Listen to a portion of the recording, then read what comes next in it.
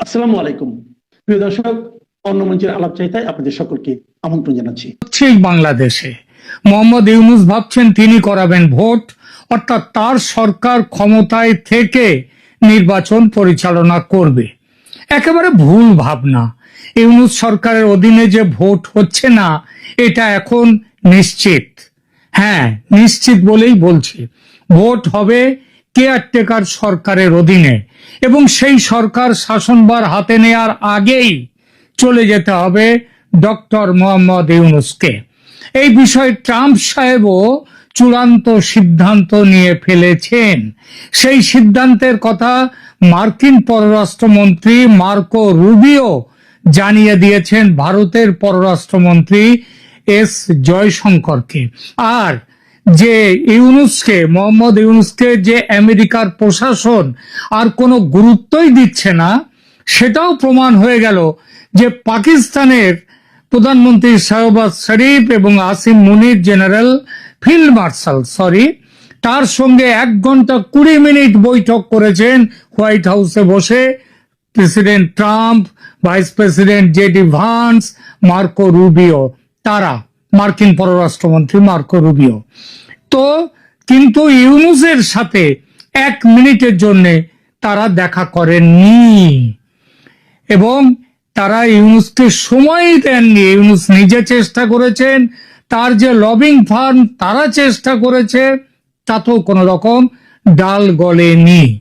জাতিসংঘের সাধারণ পরিষদের বৈঠকের সাইডলাইনে যখন মার্কো রুবিও এবং ভারতের এস জয়শঙ্করের দেখা হয়েছিল, তখনই জয়শঙ্করকে মার্কো রুবিও মার্কিন প্রশাসনের কথা বলে দেন।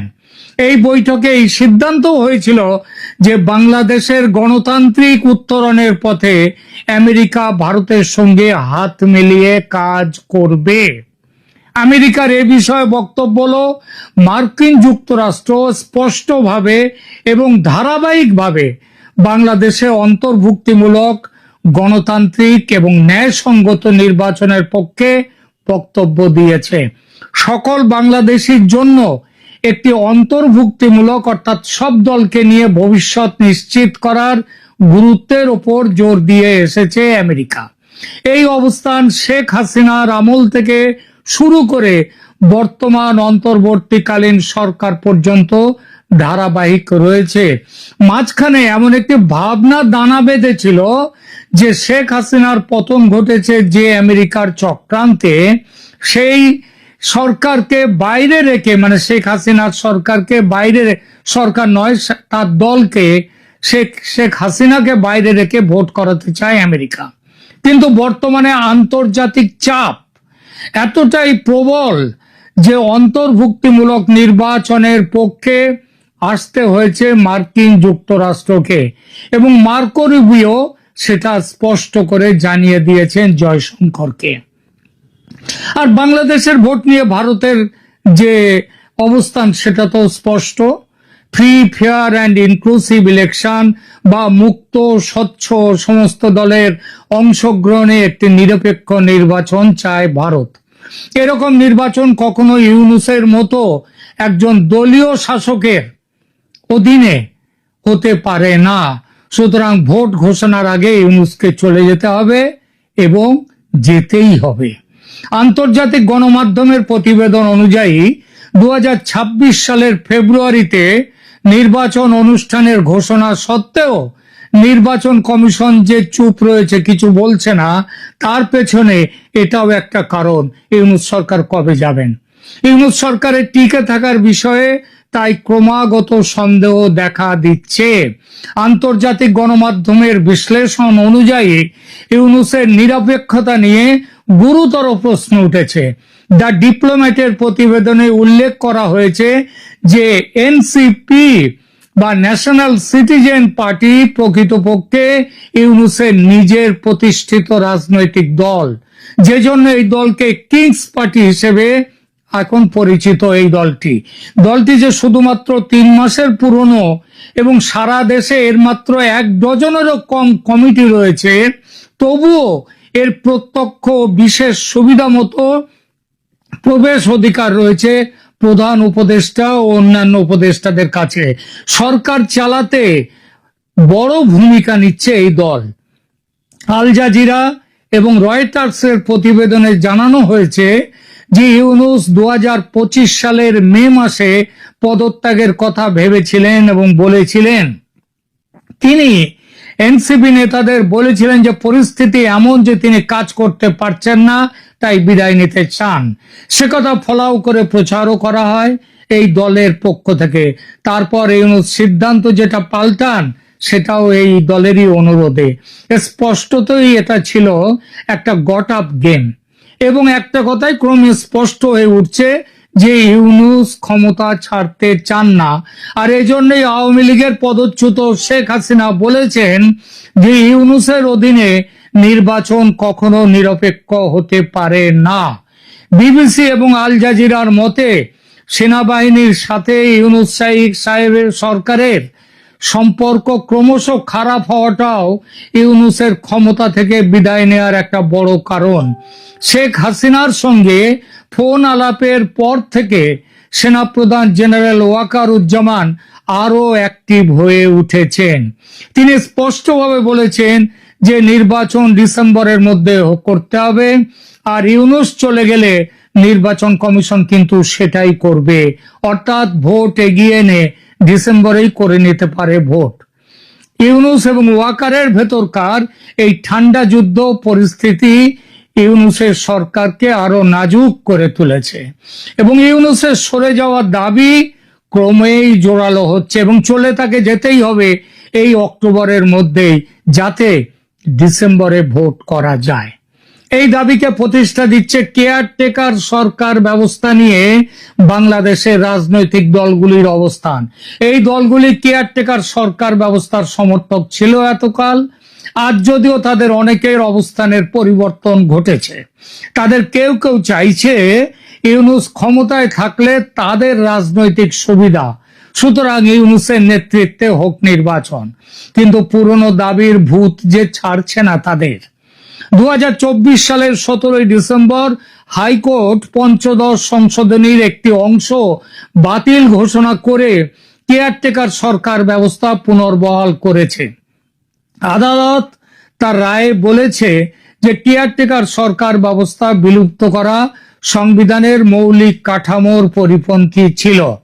2024 সালের 17 ডিসেম্বর বিচারপতি ফারাহ মাহবুব এবং বিচারপতি দেবাশিস রায় চৌধুরীর হাইকোর্ট বেঞ্চ পঞ্চদশ সংশোধনীর 20 ও 21 ধারা অসাংবিধানিক ও বাতিল ঘোষণা করেছে।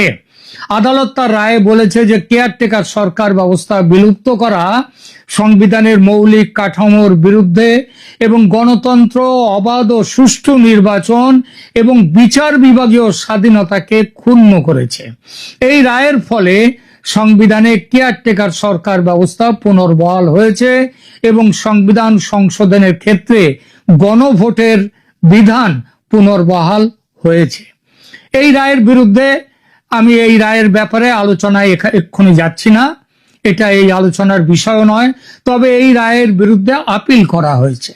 বিএনপি, জামায়াতে ইসলামী এবং বিশিষ্ট নাগরিকদের পক্ষ থেকে দায়ের করা 3টি রিভিউ আপিলের শুনানি আগস্ট মাসে অনুষ্ঠিত হয়েছে। কিন্তু কেন এই রিভিউ আপিল? কারণ রায়ের খুঁটিনাটি বিষয় নিয়ে এই আপিল আদতে ইউনূসকে ক্ষমতায় দীর্ঘস্থায়ী করার পরিকল্পনা, নির্বাচন বিলম্বিত করার একটি চেষ্টা এবং ইউনূসের ক্ষমতায় থাকা এই দলগুলোর নির্বাচন জয়ের সুবিধা এনে দিতে পারে বলেই এই আপিল। এসব আপিল না উঠলে এতদিনে ইউনূসের বদলে কেয়ারটেকার সরকার এসে নির্বাচন করে সরে যেত এবং নির্বাচিত সরকার ক্ষমতায় আসতো, কিন্তু তা হয়নি এই আপিলের জন্য। আর তারপর এবং এই দলগুলো সেটা চায় না বলেই। আর তারপর নতুন সরকার এসে এটা তো করতেই পারতো যে ঠিক আছে এখন ভোটটা হয়ে যাক, তারপর কেয়ারটেকার সরকার আসুক, ভোট হোক, তারপর নতুন সরকার এসে চাইলে পুরো পঞ্চদশ সংশোধনী বাতিল করতে পারতো। সেটা করেনি এই কারণে যে দলগুলো সেটা চায়নি এবং এখনো চায় না যে ইউনূস সরকার বিদায় নিয়ে কোনো নিরপেক্ষ সরকার আসুক। এর জন্যই আপিল শুনানি পিছিয়ে যাচ্ছে। আর এই কথাটা মাথায় রেখেই জামাতের নেতাদের, বিএনপির নেতাদের, এনসিপির নেতাদের নিয়ে আমেরিকায় গিয়েছিলেন ইউনূস সাহেব, যাতে আমেরিকার প্রশাসনের কাছে তুলে ধরতে পারেন যে সব দল আমি ক্ষমতায় থাকি, এইটাই চাইছে। কিন্তু আমেরিকা প্রশাসন, ট্রাম্প সাহেব তাকে সে সুযোগ দেননি, তিনি দেখাই করেননি। আর ওই ছবি বিতর্ক নিয়ে আমি এখানে আলোচনা করতে চাইছি না, কিন্তু ছবিটার পেছনে একটা ঘোটালা যে আছে সেটা পরিষ্কার। কিন্তু কতদিন এইভাবে পিছিয়ে দেয়া যাবে কেয়ারটেকার সরকার গঠনের সম্ভাবনা এবং নির্বাচনের সম্ভাবনা? কারণ নির্বাচন যে কোনো এই দলীয় সরকারকে দিয়ে হবে না, কেয়ারটেকার সরকার চাই, এইটাই তো হাইকোর্টের এখনকার বিচার। এবং সেটা যতদিন না সেটা সুপ্রিম কোর্ট বাতিল করছে, ওই বিচারটা স্ট্যান্ড করছে। ফাইন্যান্সিয়াল টাইমস ইউনূসকে বাংলাদেশের অন্তর্বর্তীকালীন সরকার প্রধান হিসেবে উল্লেখ করলেও তার যে সাংবিধানিক অবস্থানের দুর্বলতার কথা তারা কিন্তু স্বীকার করতে বাধ্য হয়েছে। ওয়াল স্ট্রিট জার্নালের বিশ্লেষণে বলা হয়েছে যে ইউনূস একজন রাজনৈতিক নবিশ, তার কোনো কাণ্ডজ্ঞান নেই রাজনীতির, এবং তিনি এর ফলে একটা বিপজ্জনক ফাঁদের মুখে এসে রয়েছেন। রয়টার্সের প্রতিবেদনে উল্লেখ করা হয়েছে যে প্রধান বিরোধী দল বিএনপি ডিসেম্বরের মধ্যে নির্বাচনের জন্য চাপ দিয়ে যাচ্ছে, সতর্ক করে দিয়েছে যে বিএনপি সতর্ক করে দিয়ে এই ব্যর্থতা দেশে ব্যাপক অসন্তোষের জন্ম দেবে। তারা একদিকে এটা বলছে, আবার আর একদিকে চাইছে ইউনূস থাকুন ক্ষমতায়। কি অদ্ভুত বৈপরীত্য ভাবুন। সরকারের সাংবিধানিক ভিত্তি দুর্বল থাকায় এই চ্যালেঞ্জ আরো জটিল হয়ে উঠেছে। আন্তর্জাতিক গণমাধ্যমের বিশ্লেষণ অনুযায়ী মোহাম্মদ ইউনূসের সরকার আজ গুরুতর চ্যালেঞ্জের মুখে। কেয়ারটেকার সরকার ব্যবস্থার আইনি পুনর্বহালের পর থেকে তার অবস্থান আরো দুর্বল হয়েছে, কারণ এটি নিরপেক্ষতার প্রশ্নে তার নৈতিক ভিত্তিকে চ্যালেঞ্জ করছে। সেনাবাহিনীর চাপ, প্রধান রাজনৈতিক দলগুলোর দাবি এবং এনসিপির কিংস পার্টি হিসেবে ভূমিকা, এই সব কিছু মিলে এক জটিল পরিস্থিতি তৈরি করেছে ইউনূস সরকারের সামনে, যা তার টিকে থাকার সম্ভাবনাকে ক্রমশ কম করে দিচ্ছে। হাইকোর্টের গুরুত্বপূর্ণ রায়ের পর কেয়ারটেকার সরকার বিষয়ক আইনি পরিস্থিতি জটিল হয়ে উঠেছে, এটা বলাই বাহুল্য। 2024 সালের 17 ডিসেম্বর হাইকোর্ট এই পঞ্চদশ সংশোধনের যে একটি অংশ বাতিল করে কেয়ারটেকার সরকার ব্যবস্থা পুনর্বহাল করলেও ওই রিভিউ পিটিশনগুলো দায়ের করার ফলে সেটা কার্যকর করা যায়নি। এই পিটিশনের মূল দাবি হচ্ছে পুরো পঞ্চদশ সংবিধান সংশোধনী বাতিল করা, সেটা পরে করা যেতেও। কিন্তু এই দাবির প্রধান রাজনৈতিক কারণগুলো ছিল নির্বাচনে নিরপেক্ষতা, তাহলে এর দ্বারা প্রতিষ্ঠিত হবে কেয়ারটেকার সরকার এলে। বিএনপি ও জামায়াত দাবি করেছে 2014, 2018 এবং 2024 সালের নির্বাচনগুলো প্রমাণ করেছে যে রাজনৈতিক সরকারের অধীনে সুষ্ঠু নির্বাচন অসম্ভব, তাই ফিরে আসুক কেয়ারটেকার সরকার। কিন্তু ইউনূস সরকার তো নিজেকে প্রমাণ করে দিয়েছে সে একটা রাজনৈতিক সরকার এবং তার আমলে সুষ্ঠু নির্বাচন হওয়া অসম্ভব। তাহলে কেন তার পদত্যাগের দাবিতে এই রাজনৈতিক দলগুলো এখন সরব হচ্ছে না? 2 নম্বরে আসি। এরপরে তারা যুক্তি দিয়েছিল যে কেয়ারটেকার সরকার ব্যবস্থা গণতন্ত্রকে শক্তিশালী করে, দুর্বল করে না। তাই যদি হয় তাহলে এখন কেয়ারটেকার সরকার দ্রুত স্থাপনের জন্য তারা কেন কোনো কথা বলছে না?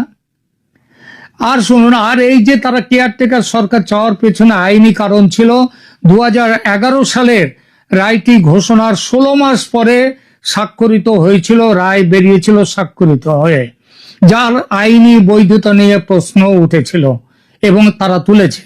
মৌলিক কাঠামো, কেয়ারটেকার সরকার ব্যবস্থা সংবিধানের মৌলিক কাঠামোর অংশ এবং এটা বাতিল করা অসাংবিধানিক, এটাই হচ্ছে তাদের কথা। 3 নম্বর, রায়ের বিরোধিতা করতে গিয়ে তারা 2011 সালের সংক্ষিপ্ত রায়ে 2টো নির্বাচন কেয়ারটেকার সরকারের অধীনে করার নির্দেশ ছিল, কিন্তু পরে ফাইনাল যে অর্ডার পূর্ণ রায়ে এই উল্লেখ ছিল না। কিন্তু একটু ভাবলে বোঝা যাবে বাংলাদেশের বর্তমান পরিস্থিতিতে এসব কথাগুলো হচ্ছে কসমেটিক চেঞ্জ। কসমেটিক চেঞ্জের দাবিতে আপিল করা হয়েছে, যে এসবগুলো আসলে কোনো বড় কোনো কারণ নয়। আপিল হয়েছে ইউনূসের সঙ্গে দলগুলোর বোঝাপড়ার দরুন। এই বোঝাপড়ায় আছেন দেশের প্রধান বিচারপতিও। সুপ্রিম কোর্টের আপিল বিভাগ প্রধান বিচারপতি সৈয়দ রেফাত আহমেদের নেতৃত্বে 7 সদস্যের পূর্ণ বেঞ্চ 2025 সালের 26 আগস্ট শুনানি গ্রহণ করে। আদালত 21 অক্টোবর 2025 তারিখে চূড়ান্ত শুনানির দিন নির্ধারণ করেছে। প্রধান বিচারপতি আহমেদ বিচার প্রক্রিয়া বিলম্বিত করার উদ্দেশ্যে একটি সাংবিধানিক প্রশ্ন হঠাৎই তুলেছেন। সেই প্রশ্নটি হলো, কেয়ারটেকার সরকার ব্যবস্থা পুনর্বহাল যদি হয় তাহলে কখন বা কবে থেকে তা কার্যকর হবে? এই দাবি তো কোনো আপিলে ছিল না। হঠাৎ করে এমন একটি প্রশ্ন কেন উত্থাপন করা হলো? সন্দেহ করার যথেষ্ট কারণ আছে যে এই প্রশ্নটি তোলার পেছনে ইউনূস সরকারের অধীনে নির্বাচন করার একটা ভাবনা আছে। অর্থাৎ এবারের ভোট হয়ে যাক, তারপর থেকে কেয়ারটেকার সরকারের আদেশ কার্যকর হবে, তাই নয় কি? সেটাতে জামাত, বিএনপি, এনসিপি দলগুলোর সুবিধে। কারণ ইউনূস তো তাদেরই লোক। নিরপেক্ষতার যে দাবি তাতে গুলি মারো। কেয়ারটেকার সরকার বিষয়ক আইনি লড়াই এখনো চলমান। হাইকোর্টের রায় একটি গুরুত্বপূর্ণ পদক্ষেপ হলেও চূড়ান্ত সিদ্ধান্ত এখনো আপিল বিভাগের হাতে। অক্টোবর মাসের শুনানি বাংলাদেশের নির্বাচনী ব্যবস্থার ভবিষ্যৎ নির্ধারণ করবে এবং এর ফলাফল মোহাম্মদ ইউনূসের অন্তর্বর্তীকালীন সরকারের ভাগ্য নির্ধারণ করবে, যদি অবশ্য এই শুনানি আদৌ শেষ হয়। বিচার ঝুলিয়ে রাখতে চাইছে জামাত, এনসিপি আর বিএনপির এক একজন তো এক এক রকম কথা বলেন, কিন্তু মুদ্রা কথা হলো আন্তর্জাতিক মহল তাদের মতামত স্পষ্ট করে দিয়েছে। তা হলো ভোটে আওয়ামী লীগকে বাদ দেওয়া চলবে না এবং নিরপেক্ষ ভোট করতে হবে, আর তাই চলেই যেতে হবে মোহাম্মদ ইউনূসকে। সেই যাওয়া দেরিতে নয়, এই মাসেই।